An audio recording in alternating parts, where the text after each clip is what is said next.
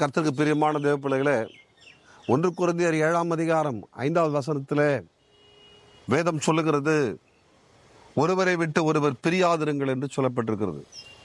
இன்றைக்கு அன்பு சகோதர சகோதரி, குடும்ப வாழ்க்கையிலே கணவன் மனைவியாக வாழ்ந்து கொண்டிருக்கிற நீங்க, சோதனைகள், ஒருவருக்கு ஒரு மனஸ்தாபங்கள், பொருளாதார பிரச்சனைகள், எல்லா குறைவுகளும் வரதான் செய்யும்.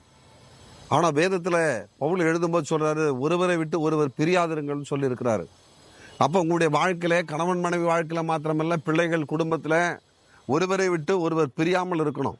அப்ப பிரியா இருக்கும் பொழுதுதான் அந்த இடத்துல ஒரு ஆசீர்வாதங்கள், ஒரு சமாதானங்கள் இருக்கும். ஒருவரை விட்டு ஒருவர் விட்டு பிரிந்து வாழும் பொழுது அதுல சமாதானம் இருக்காது. இன்றைக்கு சபைகளில் கூட பார்த்தீங்கன்னாக்கா நிறைய பிரிவினையின் ஆவிகள், சபைக்குள்ள ஒருவருக்குள்ள சமாதானம் இல்லை, ஒவ்வொருவருக்குள்ள எதிர்ப்புகள், விரோதத்துக்குள்ள வாழ்ந்து கொண்டிருக்கிறோம். பைபிள் சொல்லுது, ஒருவரை விட்டு ஒருவர் பிரியாதிருங்கள் சொல்லுது.